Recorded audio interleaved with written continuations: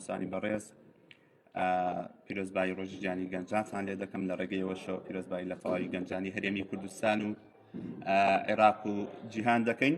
خۆمان بە خۆشحاڵە زانین لەم ڕۆژەدا لەم بۆنە گرنگە وەکو ئەنجومەنی باڵای گەنجانی عێراق بە سەرپەرشتی بەڕێز سەرۆک وەزیرانی عێراق هەڵدەستین بە ڕاگەیاندنی فێرگەی گەنجانی کارساز لە پارێزگای سلێمانی.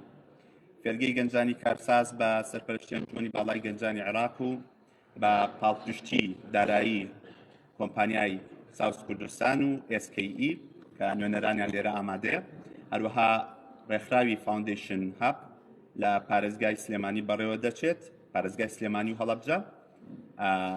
لە تەواوی ئەم دوو پارێزگایە ئەم فێرگەیە 125 گەنجی خاوەن بیرۆکەی کارسازی دەکاتە ئاماج.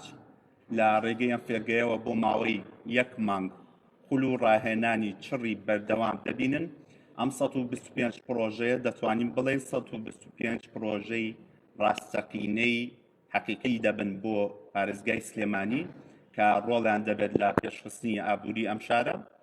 لە ماوەی ئەم مانگەدا 125 گەنجەی کە بەشدار دەبن لە فێرگەکە با تەواوەتی ڕاهێنان دەکەن لەسەر هەموو ئەو وردەکاریانەی کە پێویستە پرۆژەیەکی کارسازی فێری ببێت. لەلایەن تیمێکی ڕاهێنانی نێودەوڵەتیەوە ڕاهێنانەکان دەوترێتەوە.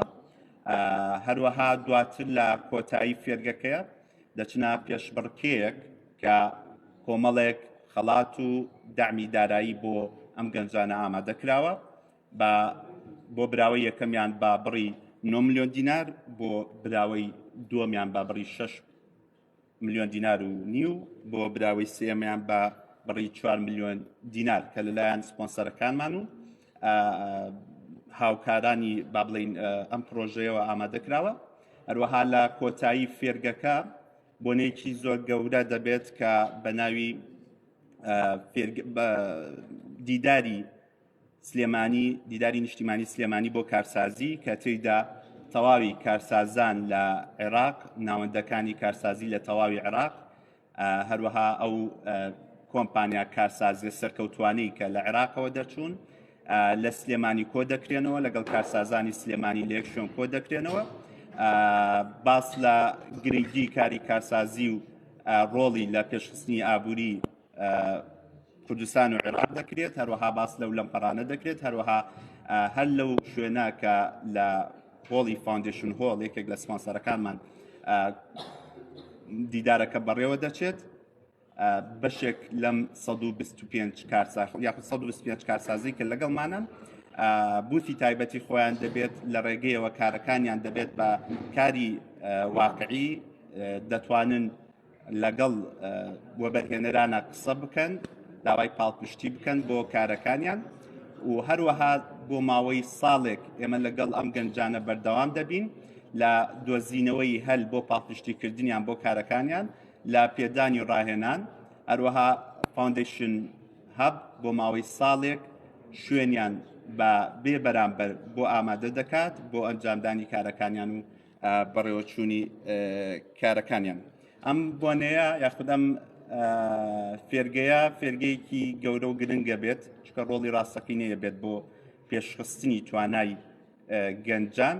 دەتوانم بڵێم یەکەمی فێرگەیە بەم جۆرە کە بەڕاهێنانێکی جیاواز، بەڕاهێنانێکی سوودوەرگیراو لە ئەزمموی 20 ساڵ ڕاهێنانی نێودەوڵەتی کە دەخرێتە خزمەتی گەنجانی شاری سلێمانی.